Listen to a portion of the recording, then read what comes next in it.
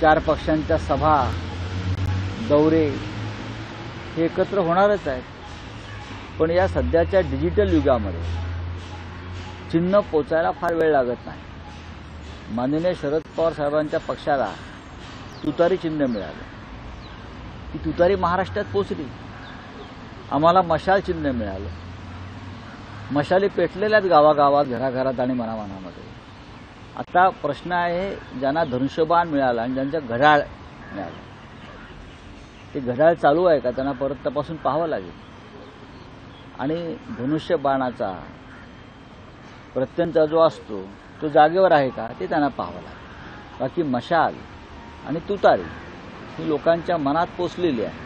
अर्थसंकल्प मांडण्यात आला, अंतरिम अर्थसंकल्प असला तरी देखील त्या अर्थसंकल्पातून पुढच्या काही महिन्यांसाठी शेतकरी जो आहे याला काही मिळेल असं वाटतं? मला असं वाटत नाही. हा निवडणुकीचा एक प्रचाराचा भाग आहे. अंतरिम म्हणण्यापेक्षा हा या सरकारचा अंतिम अर्थसंकल्प आहे. अंतिम अर्थसंकल्प है। आपका क्या सवाल है, आप पूछ रहे थे मुझे कुछ? सर, अमित शाह का एक बयान आया है कि ये जो इंडिया अलायंस है ये कुछ नहीं है, कुछ परिवारवादी लोग हैं जो साथ में आकर अपने नजदीकी लोगों को कौन सा परिवारवाद और मुख्यमंत्री बना? कौन सा परिवारवाद? मैं ये अमित शाह जी का जो बयान है वो बहुत ही हास्यास्पद है। इंडिया आघाड़ी में कौन सा परिवारवाद है, इस बारे में वो खुद उनको जानकारी नहीं है। अगर परिवारवाद है तो भारतीय जनता पार्टी में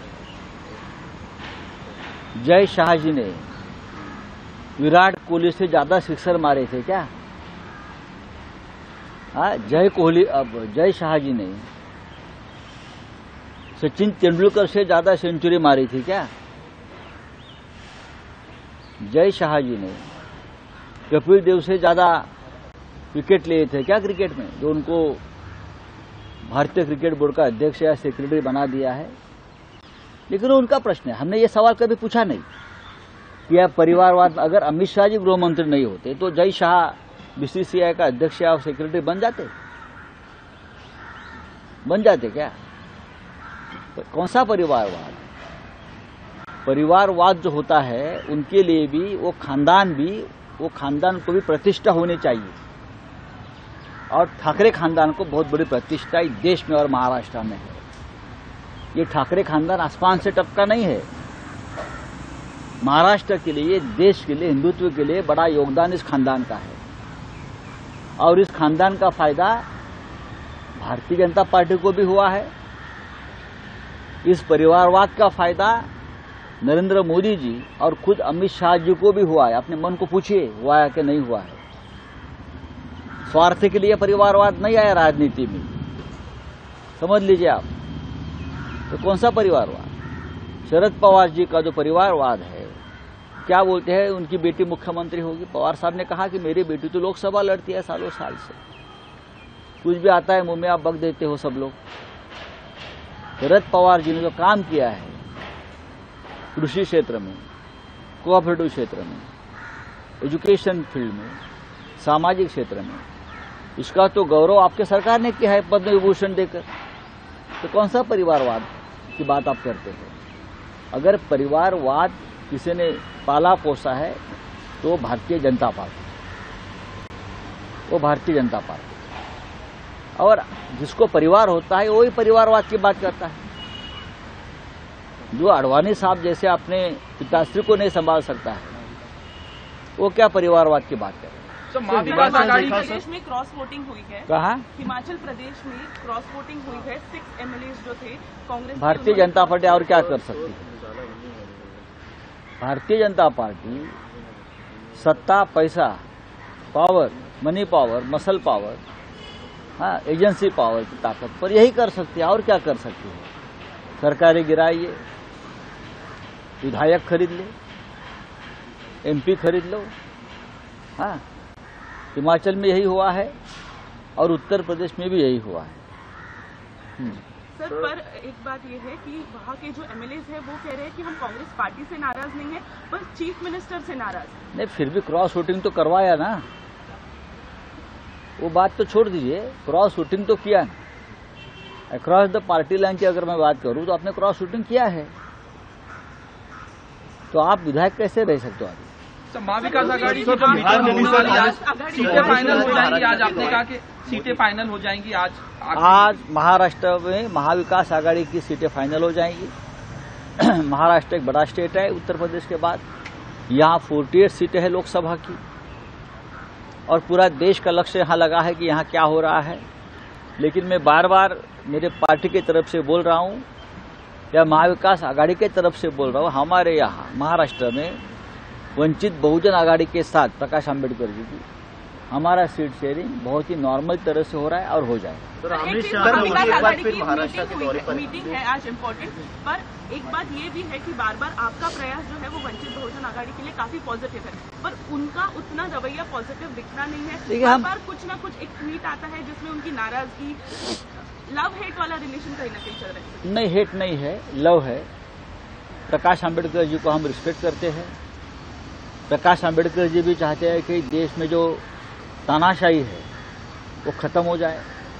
प्रकाश आंबेडकर जी भी ये चाहते हैं कि मोदी जी का जो जिस तरह के रवैया देश में चल रहा है, जिसे हम एकाधिकारशाही कहते हैं, वो खत्म हो जाए। प्रकाश आंबेडकर इस देश में संविधान की रक्षा करना चाहते हैं और हम भी यही चाहते हैं। हमारे में कोई मतभेद नहीं है। बात रही सीट शेयरिंग की, आंबेडकर जी को जो चाहिए हम देने को तैयार है, अब उनका फैसला है। तर अमित शहा महाराष्ट्रवाद आणि स्वार्थासाठी एकत्र येतात आणि मुख्यमंत्री उद्धव ठाकरे हे स्वतःच्या मुलाला देखील मुख्यमंत्री बनवण्यासाठी पुढे येतील असं देखील त्यांचं वक्तव्य आहे.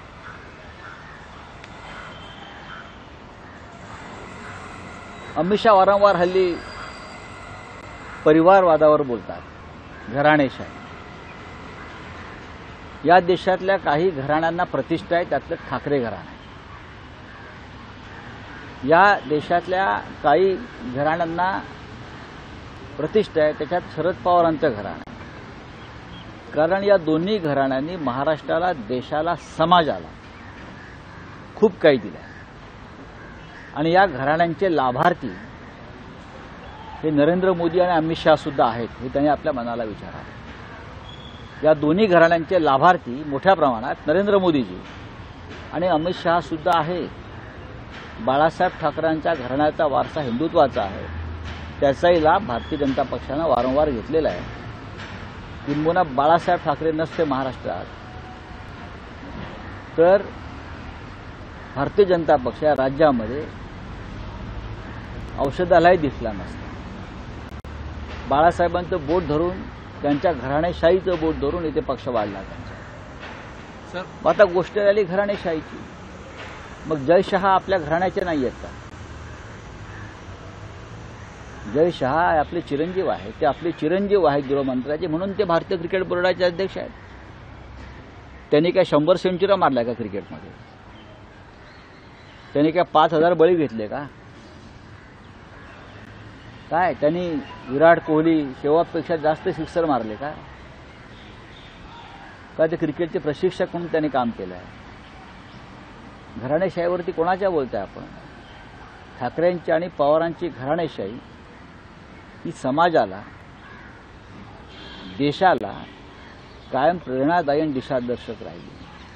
इथे कोणाला मुख्यमंत्री व्हायचं नाही, पण माझ्या माहितीप्रमाणे अमित शहा यांना प्रधानमंत्री व्हायचं आहे. अमित शहा यांना प्रधानमंत्री व्हायचं आहे, पण मी सांगतो अजून नरेंद्र मोदी प्रधानमंत्रीपदी आहे. तेव्हा सत्तेचा सारीपाट जो आहे हा तुमच्या इशाऱ्यावर चालणार नाही. भारतीय जनता पक्षामध्ये काय चाललं आम्हाला माहिती आहे. आज तुमच्याकडे सत्ता, पैसा आणि तपास यंत्रणा आहेत म्हणून तुमचं चाललं. ज्या दिवशी नसेल त्या दिवशी तुमची अवस्था काय असेल याचा विचार करा. नरेंद्र मोदी पुन्हा एकदा यवतमाळमध्ये येणार, वारंवार येत आहेत, त्यांना यावं लागतंय. महाविकास आघाडीची भीती आहे, ठाकरे पवारांची भीती आहे, म्हणून तर वारंवार यावं लागतंय. पोहरादेवीला येत आहे, पण पोहरादेवी त्यांना प्रसन्न होणार नाही. पोहरादेवी ही प्रामाणिक माणसांच्या पाठी उभी राहते आणि अख्ख्या महाराष्ट्रातून गाड्या भरभरून, बरोबर ना, कामाला लावलंय सगळ्यांना. एसट्या भरभरून महाराष्ट्रातून लोक तिथे चाललेले आहेत. ही तुमची ताकद. क्लीन चिट मिळालं ते शिंदे गटात जात आहेत, असं फक्त वायकर. मी कशाला काय बोलू? याचा अर्थ त्यांच्यावर जे खोटे गुन्हे दाखल केले होते ते खोटे होते. जर तुम्ही त्यांच्यावर जे गुन्हे आता काढले असतील त्याचा अर्थच ईडीचा गैरवापर होतोय, ईओडब्ल्यूचा गैरवापर होतोय. आमच्यामध्ये असताना गुन्हे दाखल करता, तुमच्याकडे येतो म्हटल्यावर गुन्हे काढता, म्हणजे त्याचा गैरवापर होतो. लक्षात घ्या. पक्ष फोडण्यासाठी, सत्ता मिळवण्यासाठी, माणसं विकत घेण्यासाठी, दबाव आणण्यासाठी. आणि जर हे तुम्ही म्हणताय ते खरं असेल तर ते सगळ्यात मोठं उदाहरण आहे. आता काय करणार मुलुंडचा नागडा पोपटलाल? आता कोणाला जेलमध्ये पाठवणार? सर हिंदी में जानना चाहेंगे, प्रधानमंत्री आज एक बार फिर यवतमाल महाराष्ट्र आने दो. महाराष्ट्र में उनको बार बार आना पड़ रहा है. यही ठाकरे और पवार जी की डर है. उद्धव ठाकरे जी और शरद पवार साहब का डर क्या है? तो प्रधानमंत्री को हर गांव गांव में सभा लेनी पड़ रही है. आज पूरे महाराष्ट्र से लोगों को बुलाया गया है यवतमाल वाशिम में सभा के लिए. यही डर है. ये डर अच्छा है. जुनी